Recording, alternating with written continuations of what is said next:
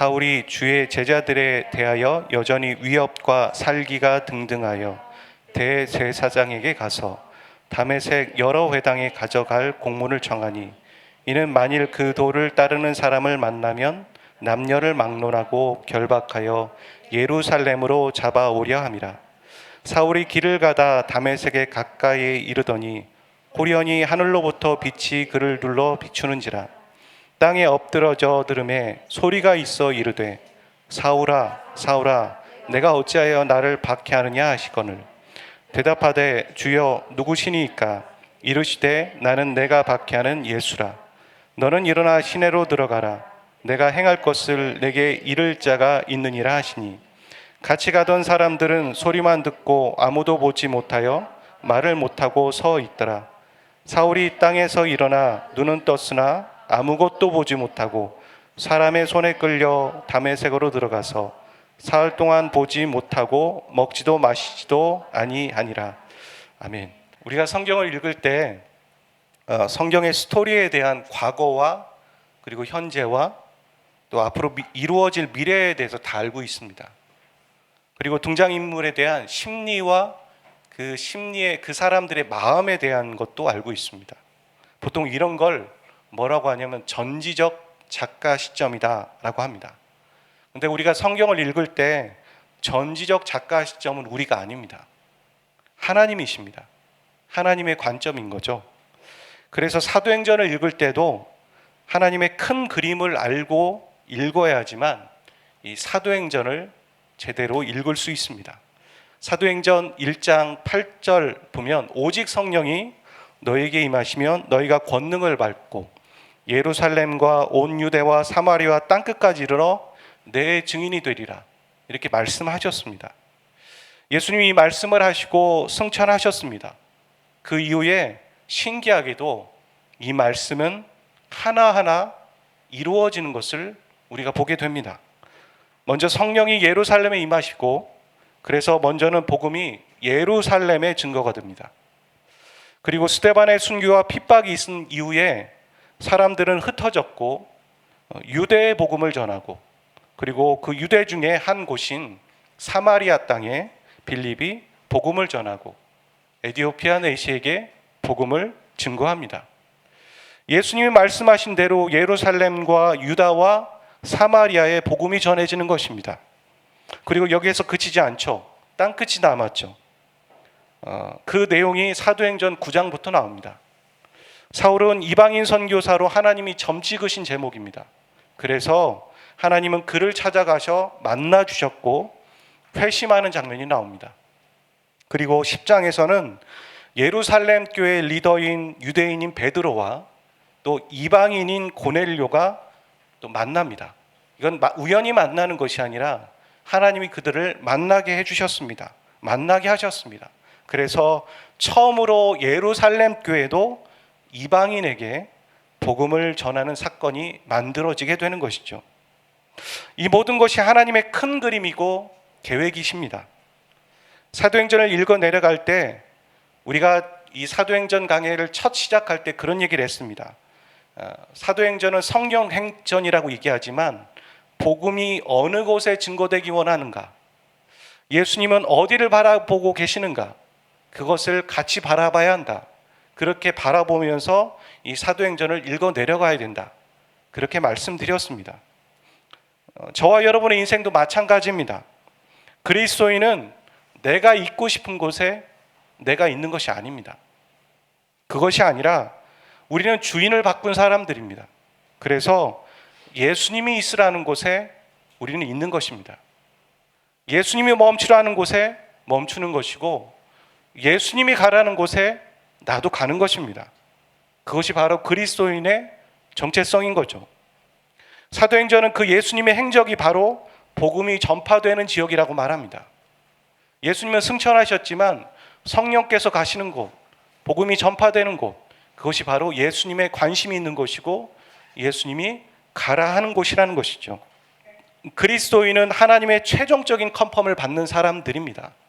우리의 컨펌, 우리의 결정이 아니라 하나님의 컨펌이 있어야지만 우리가 비로소 액션을 취하는 것이죠. 그래서 우리의 인생의 전지적 작가 시점은 우리가 아닙니다. 하나님이십니다. 사도행전 1장 8절에서 예수님이 하신 말씀은 차근차근 말씀대로 이루어지고 있는데, 여러분, 이 말씀을 하신 분은 예수님이셨습니다. 그리고 이 말씀대로 성취되는 주체는 누구이실까요?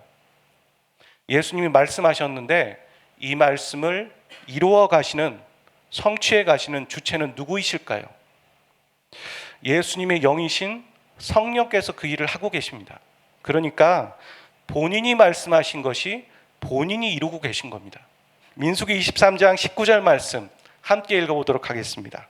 시작. 하나님은 사람이 아니시니 거짓말을 하지 않으시고 인생이 아니시니 후회가 없으시도다. 어찌 그 말씀하신 바를 행하지 않으시며 하신 말씀을 실행하지 않으시랴. 아멘. 이 말씀처럼 하나님은 실언하지 않으십니다. 하나님은 말씀하신 것을 반드시 그대로 이루십니다. 우리에게 기다림의 문제가 있을 뿐입니다. 하나님은 이루실 말씀만을 말하십니다. 그리고 하신 말씀은 반드시 실행하십니다. 오늘 저와 여러분의 인생 가운데 하나님께서 하신 말씀이 있으십니까? 기다리십시오. 반드시 이루실 것입니다. 그래서 우리는 우리를 향한 그 하나님의 말씀이 필요한 겁니다.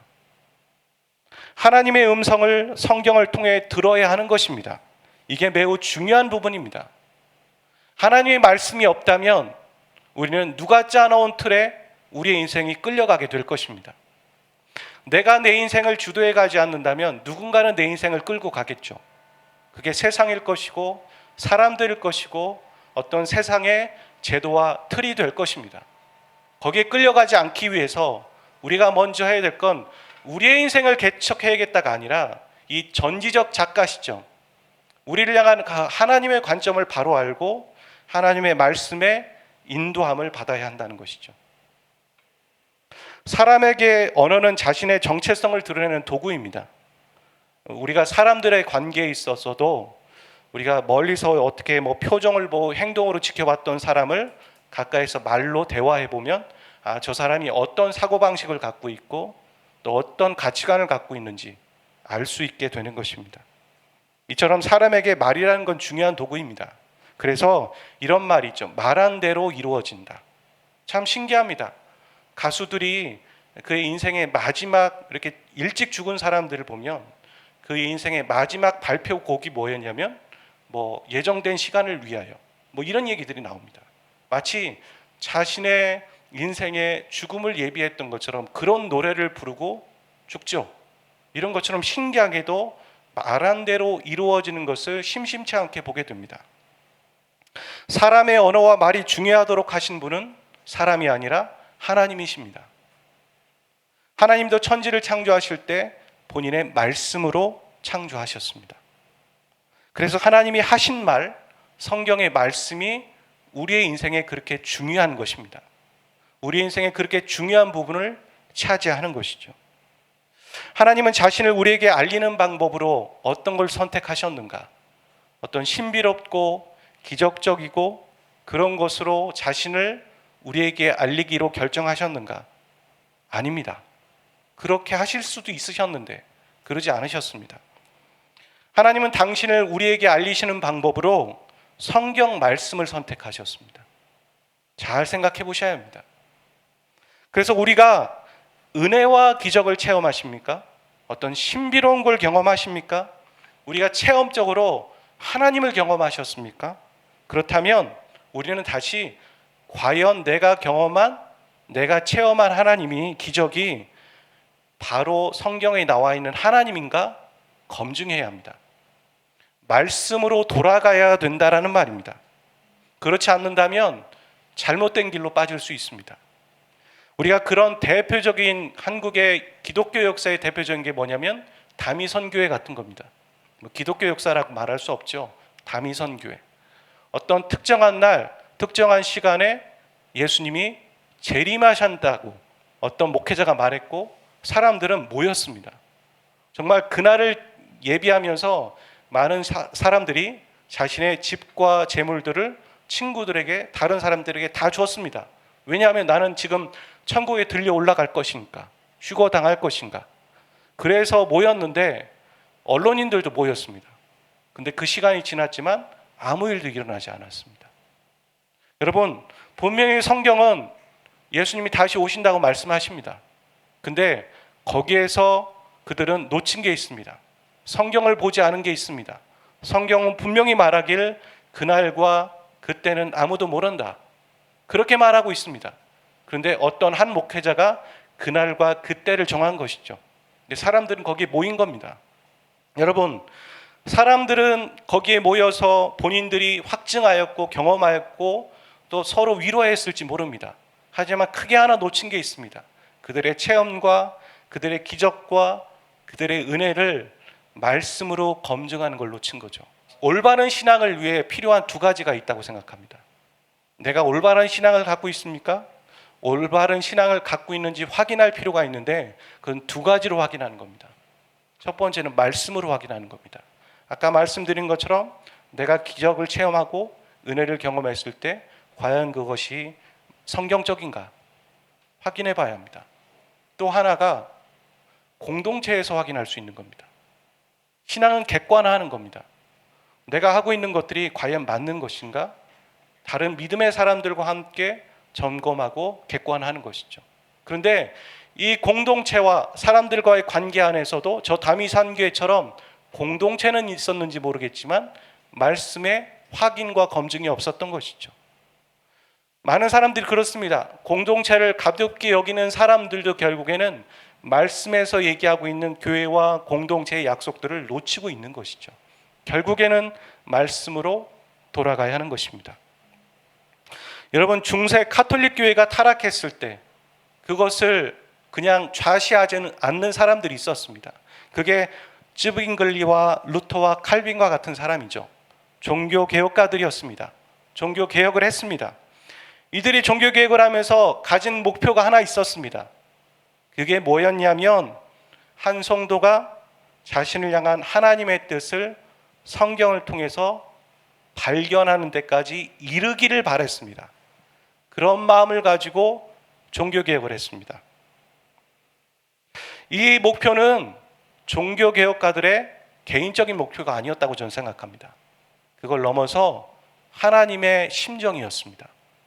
하나님의 바람이었습니다.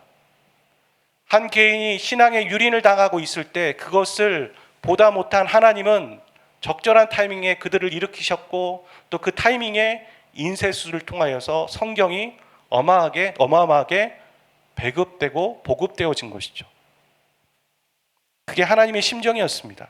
한 개인이 하나님의 말씀을 통해 자신을 향한 하나님의 뜻을 발견하는 것.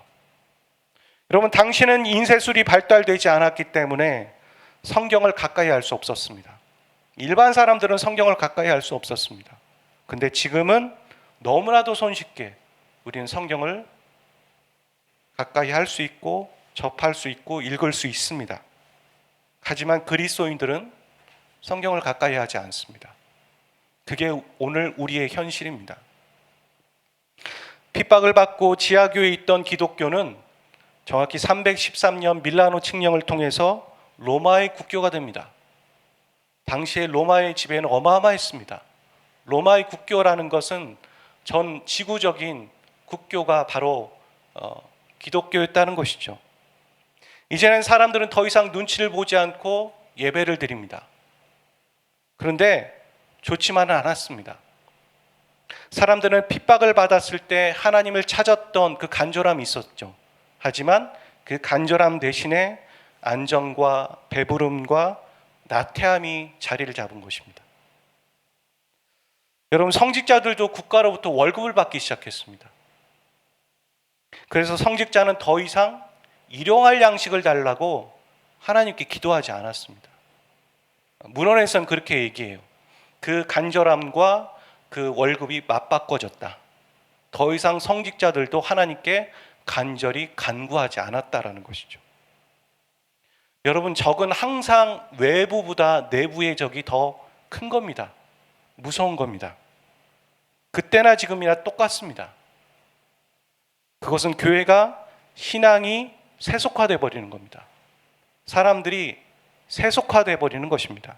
그래서 거룩한 것이 무엇인지 모릅니다. 세상과 하나님의 가치관을 구별할 수 없는 것입니다. 무엇이 하나님의 가치관이지? 무엇이 세상적인 것이지? 여러분, 교회 안에 있는 세상적인 것, 우리가 갖고 있는 여러 기준 중에 세상적인 것과 성경적인 것을 구분할 수 있으십니까? 구분할 수 있으셔야 됩니다. 그걸 구분할 수 없는 것을 바로 세속화라고 말하는 겁니다. 여러분, 많은 목회자들이 그런 얘기를 해요. 연세 있으신 신앙의 선배들이 옛날에는 깃발만 꼽으면 개척이 됐다. 근데 오늘날 교회가 개척되지 않는 이유가 무엇일까? 여러 사회적인 구조와 문제들이 있겠죠. 하지만 그 중에 하나를 뭐라고 하냐면 사람들이 어려운 걸 힘들어한다. 개척을 힘들어한다. 간절함이 없다. 그게 세속화라는 거예요. 교회의 세속화, 목회자들의 세속화, 성도들의 세속화. 그게 가장 큰 첫 번째 적이죠. 또 하나가 무엇이냐면 자신의 인생에 중요한 결정을 할 때 그 결정에 하나님의 뜻을 구하는 그 절실함이 없는 거예요. 에이, 내 힘으로 하면 되지. 인맥으로 하면 되지. 그냥 내가 옳은 대로 하면 되지. 이렇게 말하지 그 하나님 앞에 뜻을 구하는 그 절실함이 있는가? 없다라는 것이죠. 그게 오늘 두 가지의 우리의 내부의 적의 문제라는 것이죠. 이게 바로 오늘 저와 여러분의 모습이 아닐까요? 여기에는 자신의 진로와 꿈에 대해서 선택의 기로에 서 있으신 분이 계십니다. 현장에 또 이 영상으로 예배 드리는 분들 가운데 많이 있습니다. 진로뿐이겠습니까? 여러 가지의 선택의 기로에 서 있습니다. 여기에 있을 것인가? 저기에 있을 것인가? 이것을 선택할 것인가 말 것인가? 그냥 가벼운 것이 아니라 아주 중요한 기로에 서 있으십니다. 하지만 우리 안에 있는 게 무엇인지 아십니까? 절실함이 없는 거예요. 내가 결자이자면서 내가 정말 하나님의 뜻을 묻겠노라, 이런 결단이 오늘 우리에게 없다라는 것이죠. 있으면 말고 없으면 없는 거지. 그냥 내 대안으로 하면 되지. 플랜 B로 하면 되지. 이런 선택이 우리 안에 있는 것이죠. 문제입니다. 그걸 문제라고 생각하셔야 됩니다. 그게 큰 문제라는 걸 생각하셔야 됩니다. 하나님은 저와 여러분을 부르실 때 그 부르심에 소망이 있었다고 얘기합니다. 소망이 지금도 있으십니다. 에베소서 말씀에서 그러죠. 성도의 부르심에 소망이 있다.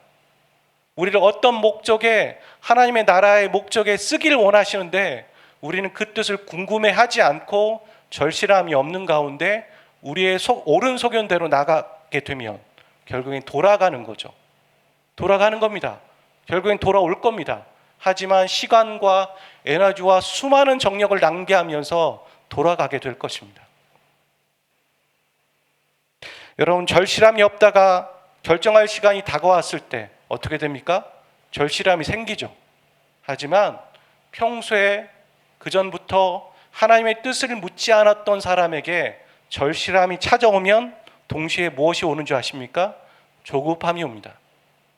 조급함이 와서 결국 믿음의 행동이 아닌 자신이 옳은 대로 선택하게 되는 것입니다. 여러분, 여유가 있으세요?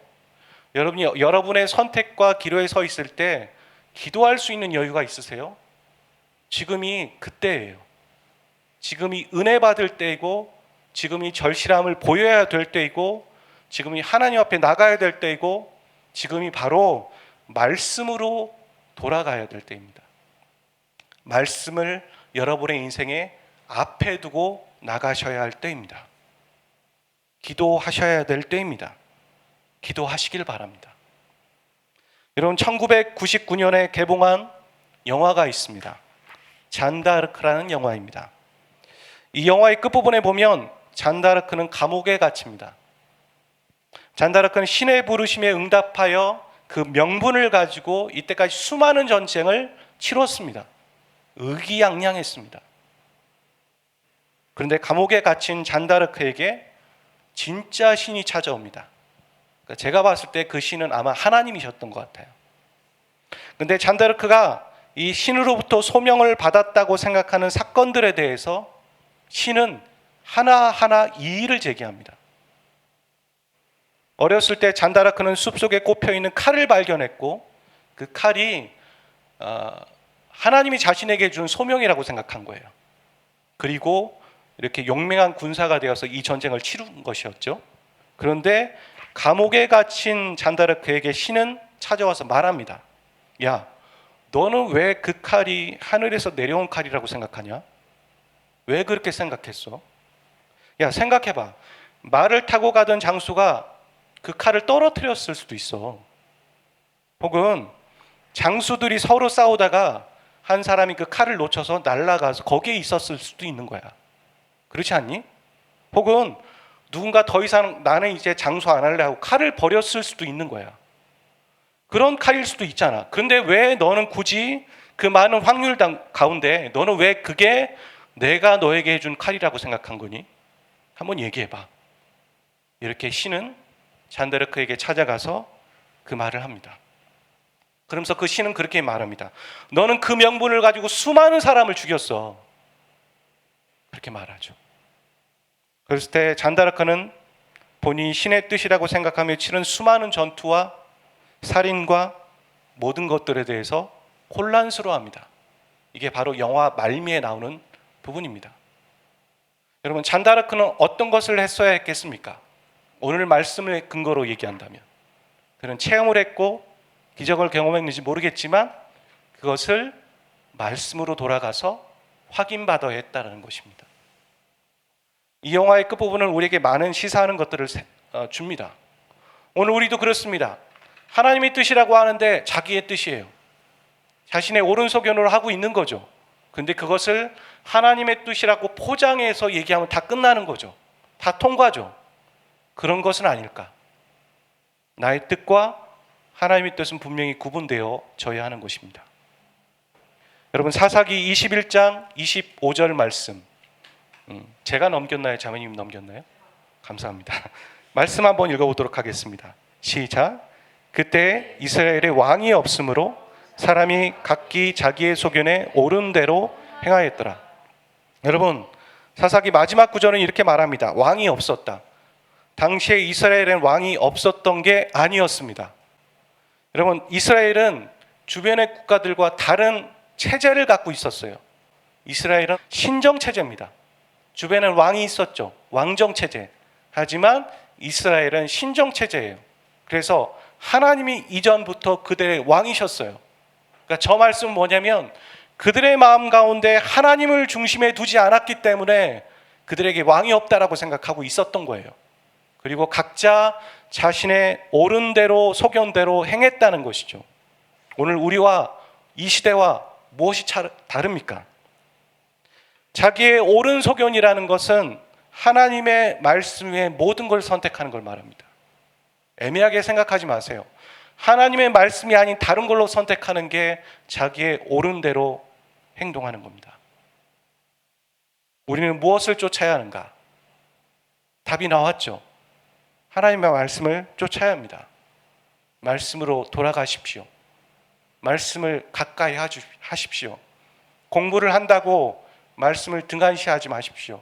예외가 없습니다. 공부를 하고 자기의 진로를 선택하는 사람에게는 더욱더 하나님의 말씀이 필요한 거예요. 하나님의 뜻이 더 필요한 겁니다. 더 영적해야 합니다. 더 기도의 시간을 가져야 하는 것이죠.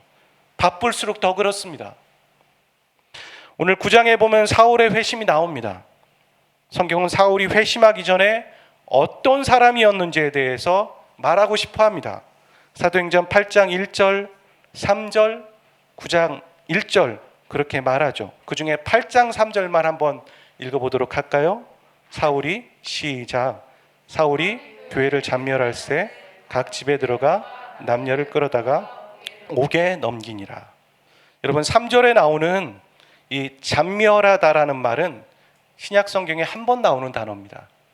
이게 시편에 보면 80편 13절에 나옵니다. 이 단어는 뭐냐면 포도원을 황폐시키는 야생 숫돼지를 얘기하고 있어요.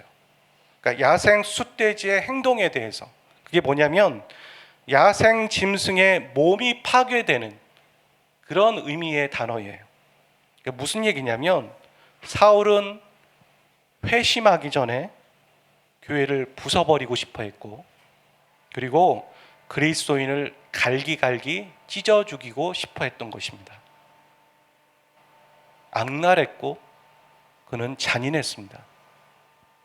그래서 스데반이 죽는 걸 보고 어떤 생각을 품었습니까? 저놈 죽을 놈이야. 마땅히 죽어야 돼. 라고 생각했습니다. 그는 현장에 있었습니다. 그리고 위협과 살기가 두 눈에 가득한 사람이었습니다.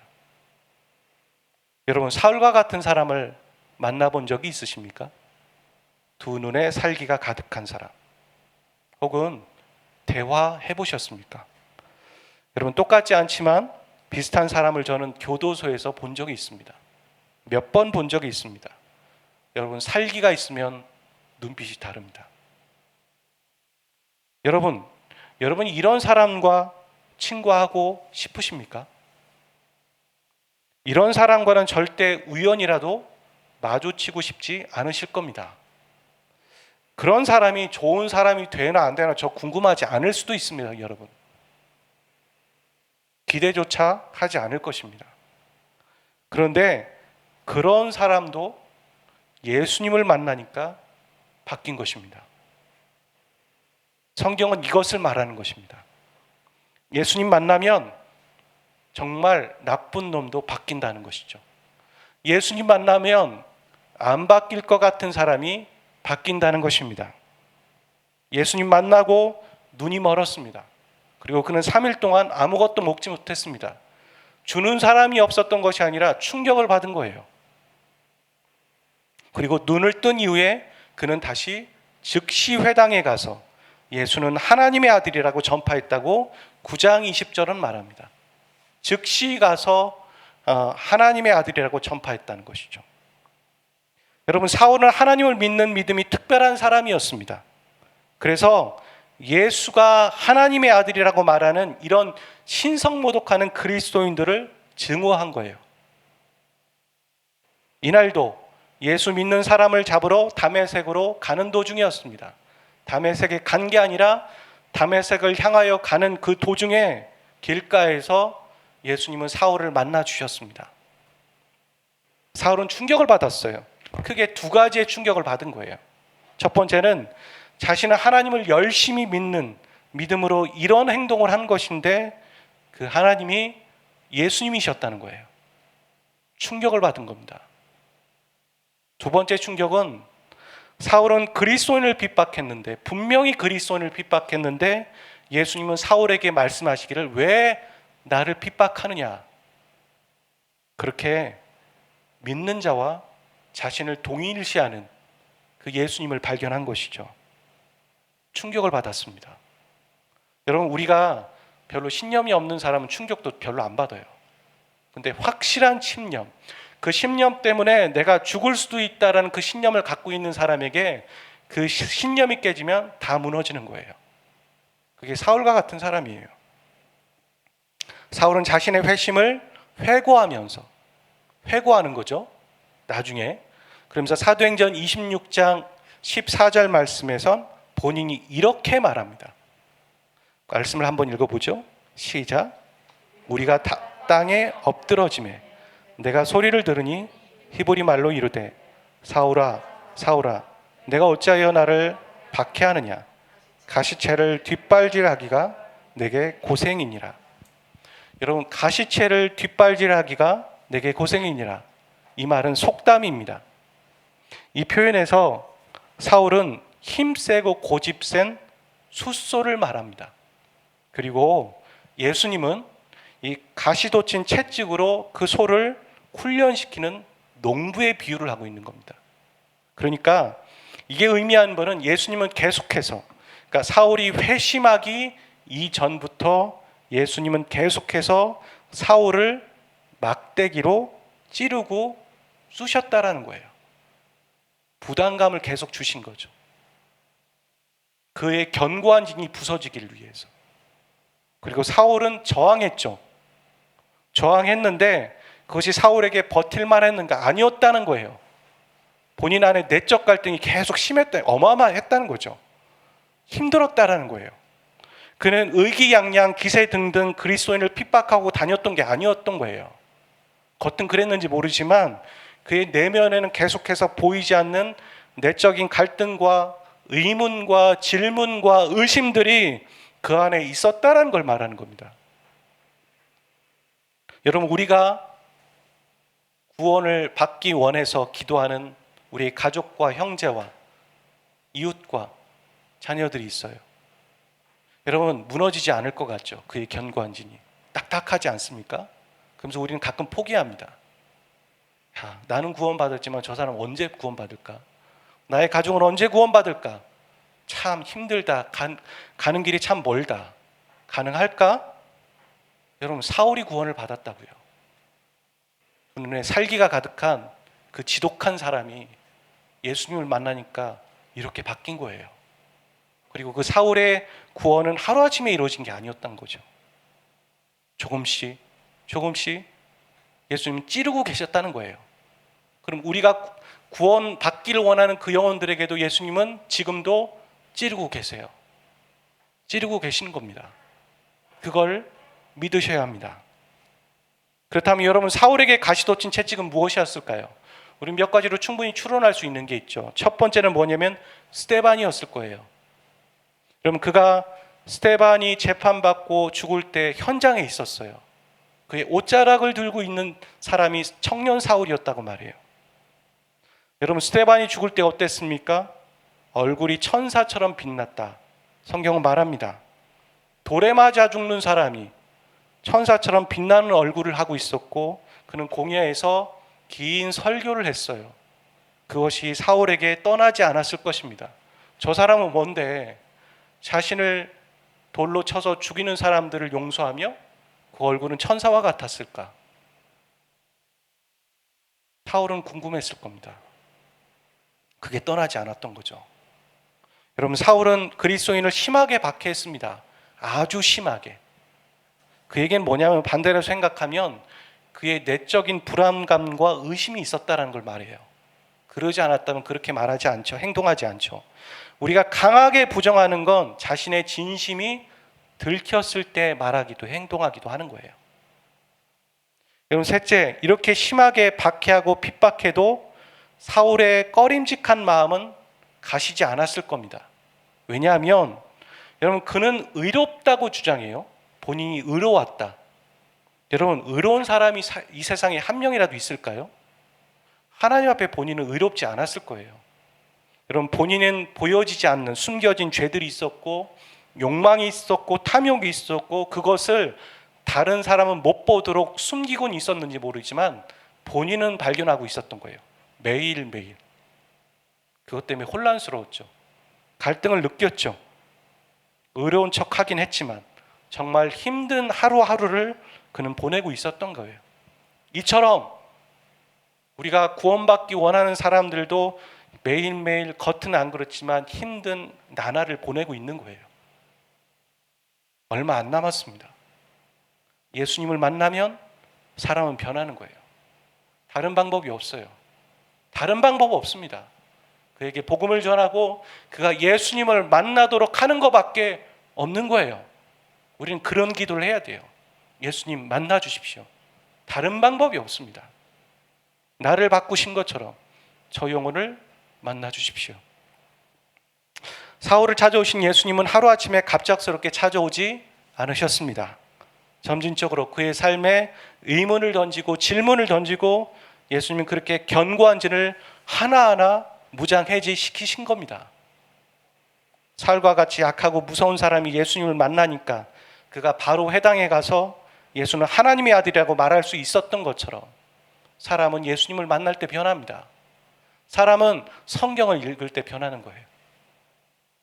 하나님의 마음을 알게 될 때. 아직 주님께 돌아오지 않은 그런 사람들, 그 견고한 진 예수님 무너뜨리실 것입니다. 예수님 만나게 해주실 것입니다. 오늘 우리가 그렇게 만났기 때문에 오늘 우리가 이렇게 변한 거예요. 이 자리에 있는 거예요. 우리가 순한 양 같지만, 선한 사람인 것 같지만, 우리가 예수님을 만났지 않았을 때 우리의 얼굴은 악했고요. 우리가 예수님을 만나지 않았을 때 우리의 말들은 빼쪽했어요. 여러분 그걸 기억하셔야 됩니다. 우리가 그렇게 바뀔 수 있었던 것도 우리의 의지가 아니라 주님이 우리를 만나 주셨던 거고, 우리에게 하나하나 가시채를 찌르듯 우리를 찌르고 계셨던 것처럼 예수 그리스도를 아직 믿지 않는 그 영혼들에게 주님은 그렇게 하고 계신 겁니다. 여러분, 예수님을 만날 수 있도록 기도하시고 그들에게 복음을 전하십시오. 또한 우리 그리스도인 한 사람 한 사람, 오늘 우리가 예수님을 다시 만나야 합니다. 여러분, 어제 만난 예수님으로 족하십니까? 그런 사람은 없습니다. 오늘 또 만나야 됩니다. 말씀으로 만나야 합니다. 예수님이 필요한 것이지 다른 것이 필요한 게 아닙니다. 여러분의 인생 가운데 그 환경이 바뀌면 좋아질 것 같죠? 평안할 것 같죠? 아닙니다. 또 다른 산이 있고 또 다른 문제가 또 있습니다. 여러분에게 정말 필요한 건 예수님 한 분입니다. 그걸 기억하시고 한 주 예수님으로 만족하시고 채워주시는 한 주 되시기를 주의 이름으로 축복합니다. 영광의 당신은 영광의 왕, 당신은 평강의 왕, 당신은 하늘과 땅의 주, 당신은 평의 아들, 정사가 무릎 꿇고 예배하고 찬송하네. 찬송하네. 영원한 생명 말씀, 당신은 예수 그리스도 주. 호산나 다윗의 자손께, 호산나 불러 왕 중의 왕, 높은 하늘에 영광은 예수 주 메시아 안에. 당신은 영광의 왕, 당신은 영광의 왕, 당신은 평강의 왕, 당신은 하늘과 땅의 주, 당신은 정의의 하늘, 정사가 무릎 꿇고 예배하고 경배하네. 영원한 생명 말씀, 당신은 예수 그리스도 주. 호산나 다윗의 자손께,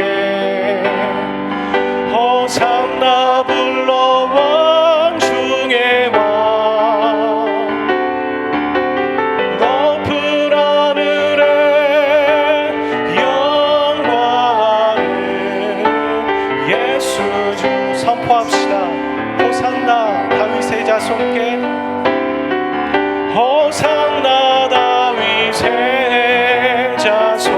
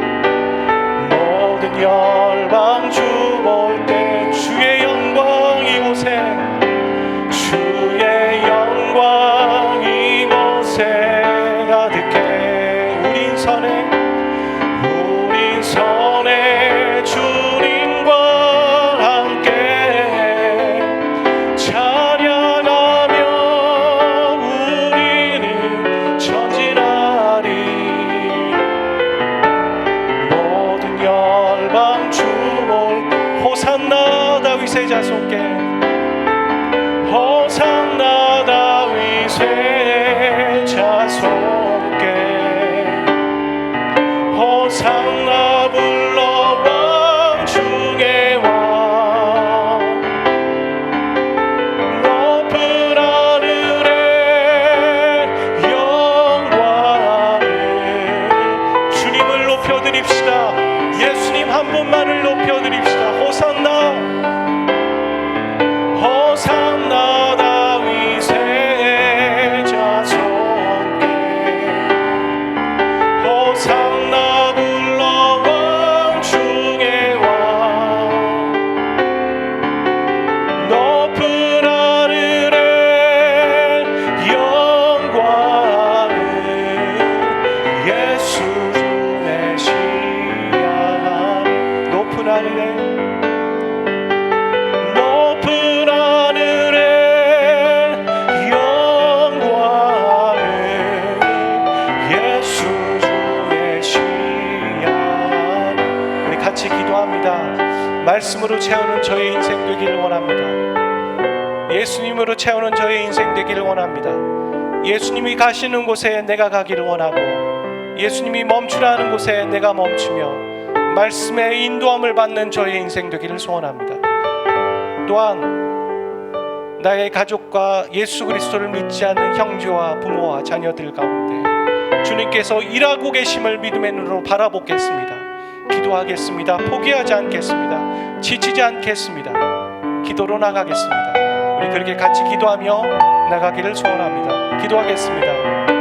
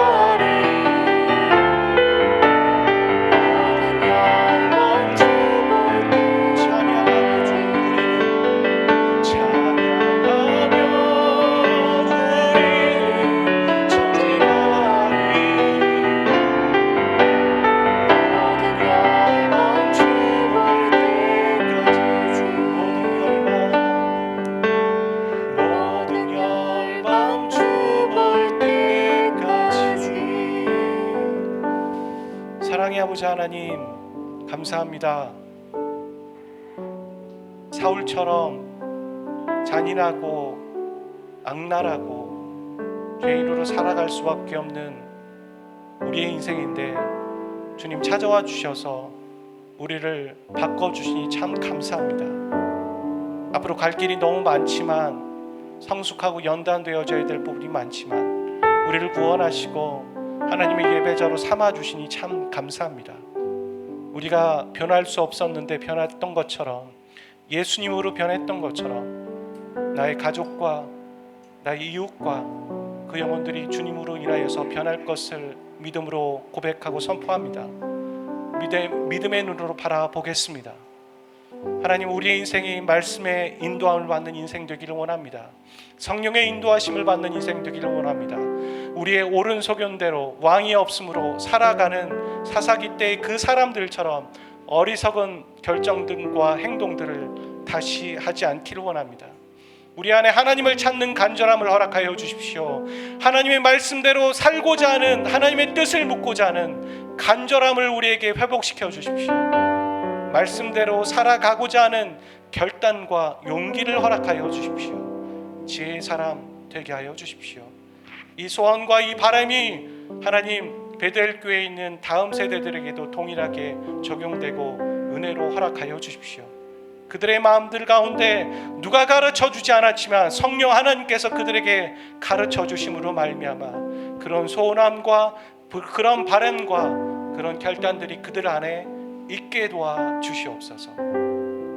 이제는 우리 주 예수 그리스도의 은혜와 아버지 하나님의 신실하신 사랑하심과 성령님의 교통하심이 하나님의 말씀을 최우선으로 하고 예수님을 최우선으로 하며 그렇게 살아가기로 결정하는 모든 예배자들 그 한 사람 한 사람의 심령 위에 이제부터 영원까지 항상 함께 하시기를 간절히 축원하옵나이다. 아멘.